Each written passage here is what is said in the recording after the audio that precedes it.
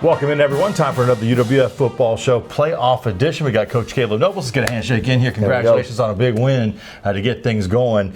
You guys are able to get that home win against North Greenville, rematch from the regular season. A lot of points, 43 to 19, the final score. Talk about that game first. We'll get into the next opponent. We know it's going to be Newberry, a team that there's a little bit of history with, but it dates back a couple of years back, and look forward to that game coming up on Saturday at 1 o'clock. But let's talk about the North Greenville game.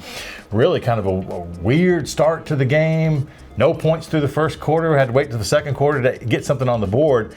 You had some explosive plays, like right off the bat, kick return, something on offense, something on defense.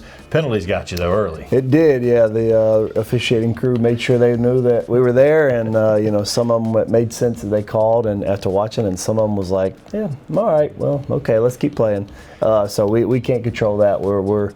I promise everybody outside we're talking about penalties. I know everybody wants to ask those questions. We are talking about them and trying to get them handled and taken care of, and our guys have been very committed to that. But we did a great job on the first drive. Just keep responding, keep being resilient. We really scored, I think, twice, had 2 touchdowns that both of them got pulled off the end zone scoreboard. So, good. It was kind of interesting first quarter, but I think our guys responded and handled the rest of the game well. Kind of disrupted the flow early on, did it not, offensively? And really, I mean, both teams limited possessions in the first because you guys drove and had the ball quite a bit, just couldn't come up with points. I don't think I've ever seen a drive like the first where probably about 100 yards worth of play that was wiped off the board. It wouldn't be 100 yards in penalties. It'd be a 10 here, 5 there, but it took away big plays. Yeah, I mean, Tyree Holloway scored a 97-yard touchdown pass on the first third down of the game, and then we get called for blocking downfield, and then we also had a big kickoff return. We had Trey Durden catch a touchdown pass, got called back for an offensive pass interference. So it's all performance things that are happening middle of the play. It's not post-snap, calls. We had a big run called back for what they called was a holding, and so just a lot of things that really just kept setting us back, and our guys just weathered the storm and stayed positive through it all. Yeah, there's that cliche, but it's true. They could call a hold on every play, more or less, and it just depends on where they see one or don't. And second quarter, though, you get it going. Marcus Stokes is going to be one of those games, your quarterback, who, he's not going to have the gaudy numbers, but I thought was pretty good with the football, found some good guys. The guy that we're going to talk about, he's going to pop up several times as we talk through this game, is Kendrick Watkins-Hogue. I mean, just fantastic. Special teams, all of a sudden he's returning kicks. You were telling me he's getting healthier, he's feeling better, and we can see the dynamic things he can do in the return game. Also the coverage game. We'll get to something in the second half here in a second, but I thought made one of the best catches I've ever seen on a ball that was probably a little tall for him, just goes up and catches one from Marcus, and bam, you're in the end zone. Yeah, that's kind of player he is. I mean, he's a very good player. He's a great player at his previous school. We had him here this spring. He had an off-season injury that ended up having take a good little time to get back, so he really missed almost the first month of the season. So, he just has been behind everybody as far as developing, but he has stayed the course. He really has worked his tail off.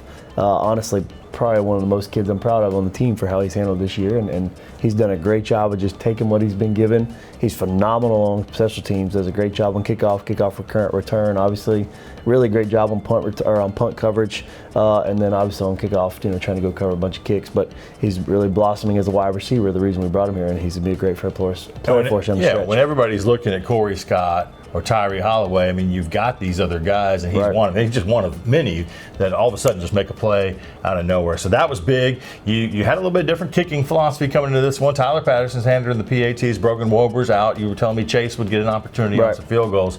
It looks like you're going to kick an extra point.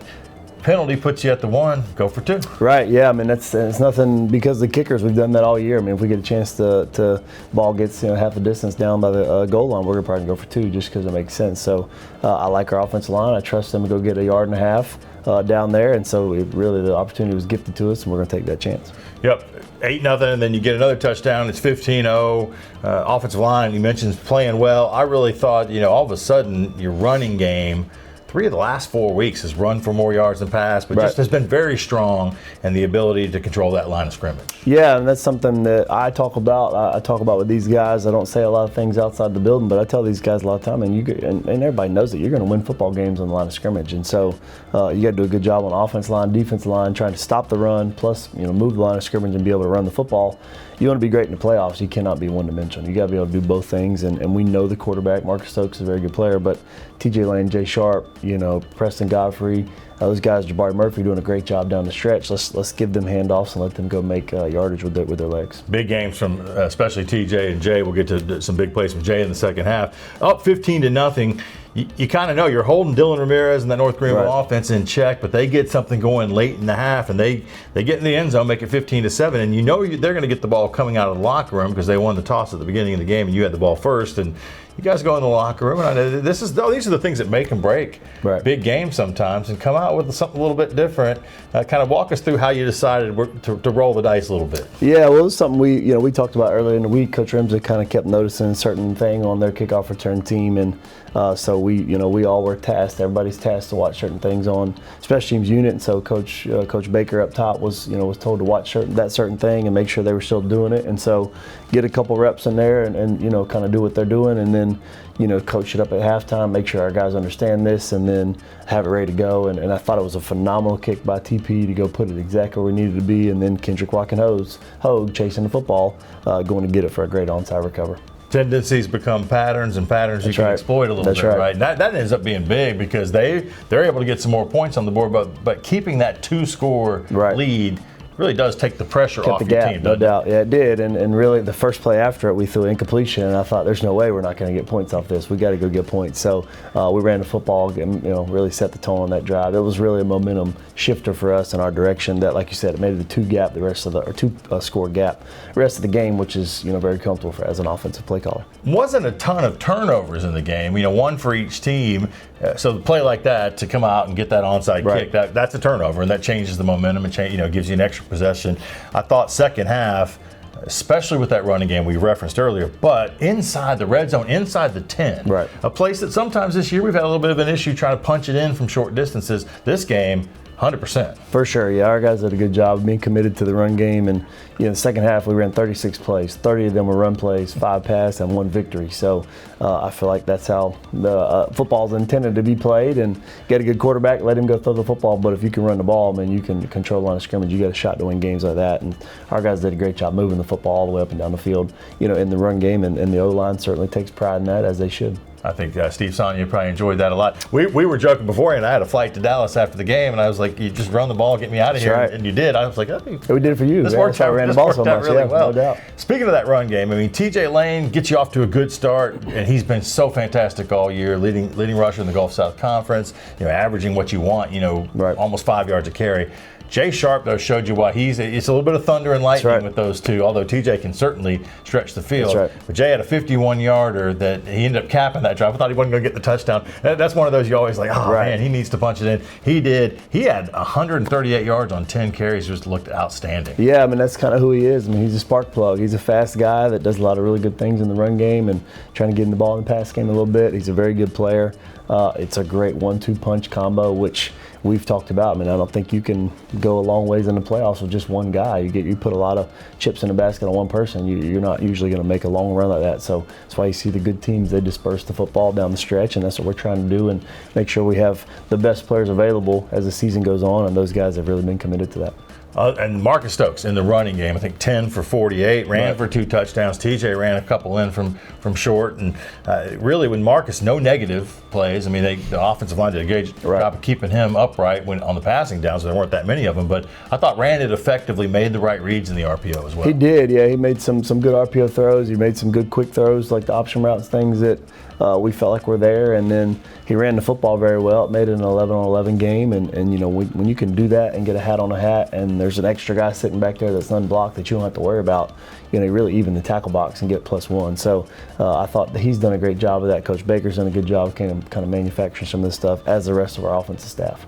So special teams, great. We already talked about that. Offense, running the football, passing when you needed to, and coming up with some big plays and third down conversions, all that. Defensive side of the football. Hey, what else can we say about Kobe Clinton, the GSE Defensive Player of the Year? He did it again, led you in tackles, but is flying around the football field. I think emotionally and intensity-wise sets the tone. Yeah, that's kind of his MO. He's a very high energy guy. Our players feed off of that, but he plays with that passion. He plays with that intensity. He hits people with that intensity that you have to feel, and you got to know that he's there for 60 minutes. So our whole entire defense played a really good game. Some things to clean up, as there always is coming out when you're playing in the playoffs. Everybody's gonna have good schemes and good plays, and you get all the film from the entire season. People are gonna find ways to exploit you, just like we're trying to do on offense. So I really like how our defense has played, and they continue to play, and then doing a great job stopping the run, which is the biggest thing probably in our entire building, is what we talk about the most. They do it up front. I think your linebackers, almost every time we're calling a tackle, I'm looking, and they're 0, 4, 6. Right. All three of those guys and 14 are in on every play almost. That front four, though, the ability to get pressure, and they sacked Dylan Ramirez 7 times in the regular season, 6 times in this game. I mean, consistent pressure. Now he probably escaped 5 or 6 other tackles because he's got great pocket presence, that young man. But I thought your front 7 just dynamic. Yeah, they did a great job of just applying the pressure. We don't want to take a step back and a seat back to anybody. We want to put the foot on the gas pedal and get after it. I've played quarterback. A lot of people play quarterback. It doesn't matter if you're getting sacked or not. If they're getting pressure on you and you're kind of leaning back, right? That's not great for you. You're not going to be as accurate. You're not going to be as confident throwing the football. So that's what we try and do, right? And it's going to be a high risk, high reward type thing. And so we enjoy trying to get to the quarterback and really trying to affect that guy. Our guy Chester Fearon almost had one more pick. I think the turf got him. He was looking at the football. I thought there was a couple good, really nice plays. Even one where the DB made a great play, receiver made an even better off the tip. But all the way around, all 3 phases of the game, great performance. 43-19 was the final. So move on to the second round. Dylan Ramirez was a challenge, his ability to throw the football. I think you guys did a nice job of making him run at times. You'd have a couple positive runs, but you'd almost rather have him tuck it and run. You're going to see a guy similar, not physically necessarily, but completion percentage. Dylan's up there near 70. This kid's at 70. Reed Sharpie is his name, the quarterback for North Greenville. Doesn't look like your typical quarterback. They list him at 5'10", 180. Sometimes they're generous with that, but this kid can throw the football, get it to the right spots. He really leads their offense. They're really more of a throw-first offense, for sure, and that's a little different than sometimes teams we've played that want to run the football more. Yeah, for sure. And I think that they're very well coached. The same head coach for a very long time. They do a great job in all aspects of the game, and obviously quarterback is the dude. I think he only has 2 interceptions on the season. 26 so he's a very effective player. He doesn't put the ball in harm's way, down the field a bunch. He got weapons around him. So it's a great challenge that we're excited about. I know our defensive staff is excited about the challenge, and as you know, man, if we control the line of scrimmage, that's a major aspect of it. And so they are probably our pass first team, and so they like to put the ball in his hands, and so we know we got to win on the perimeter and win downfield. You look at their receiver stats, it's kind of similar to us. They've got a guy kind of like Corey, he's at 900 yards, and then they've got some other guys that are dangerous. So good group of wideouts. Number 5 is the top guy. A little bit of a 2-headed running back situation too. You don't expect them to be too balenced necessarily. But I mean, you do need to run the football for sure. Try to, but nobody's really been able to do it against you. Yeah, you have to. I mean, if you're gonna be in the playoffs, you gotta at least make some sort of commitment to run the football. Otherwise, you'll be one-dimensional and you're not gonna be able to go a super long way. So, we know we got to try, and our job as defense is to try and make them one-dimensional and try and take away the run, right? Force them to not have easy completions. They're going to get completions. This quarterback's very good, and he's not going to go through a whole game with no completion. He's a very good player, but we got to try and eliminate him, right? And as well as take out the running game. The running backs are still very good players. O-line is very good, and so we know we got a challenge ahead of us, but our guys are excited about the challenge.